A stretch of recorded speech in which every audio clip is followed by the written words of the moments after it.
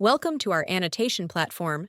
In this video, we'll demonstrate how to use the Segment Anything To model, which leverages machine learning to annotate and track objects across frames with precision. To get started, head to the Configuration tab.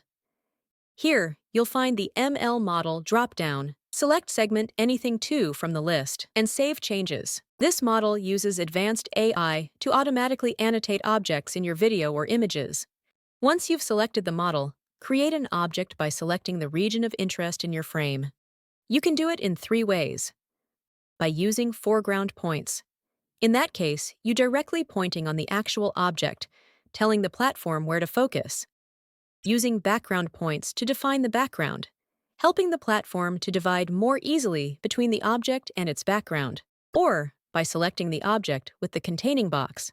Using this option, you will frame the area where the object is located, and the platform will try to recognize and annotate it. Each of them has its benefits depending on the annotated object. Now, to track this object across frames, simply click the Track button. You can adjust the number of frames to track using the slider.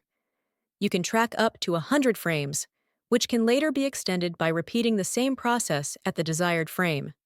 As the system uploads and processes the initial frames, it may take a little bit of time. Don't worry. This is the model analyzing and annotating the object's position in each frame. Before you push the Apply button, you can slide through tracked frames and assess the output quality.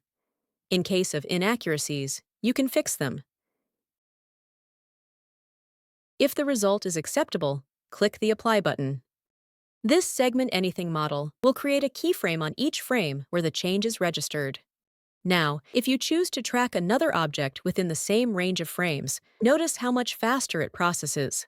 That's because the previous frames have been cached, which means they're saved and ready for quicker access, so tracking the new object becomes nearly instantaneous. Caching helps speed up the tracking process significantly, especially when working with large sets of frames, making your workflow smoother and more efficient.